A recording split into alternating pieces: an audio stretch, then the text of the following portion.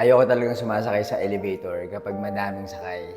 Baka magaya ako dun sa mga taong pagbukas ng pinto, diretso sila sa ospital. Story time.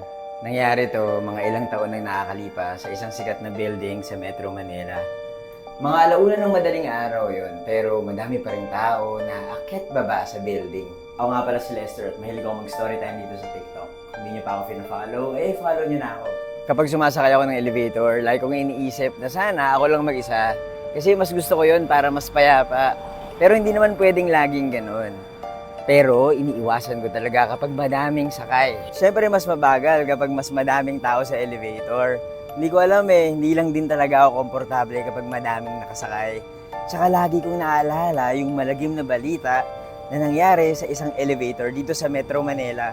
Nangyari yon sa isang sikat na building, mga alauna ng madaling araw.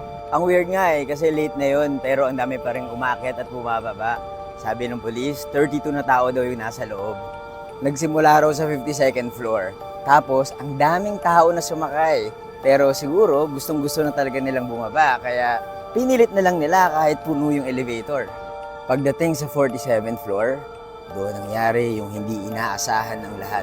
Bumagsak yung elevator. Mabilis na mabilis. Hindi yung normal na pagbaba. Tapos, sumalpok sa ground floor. Sabi sa report, nabali daw yung isa sa mga kable. Overloading kasi yung elevator. Diniretso lahat ng pasahero sa ospital. Karamihan sa kanila injured. Nabali ang mga buto.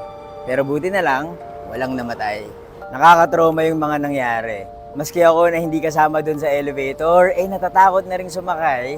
Lalo na kapag puno o kaya sobrang daming tao.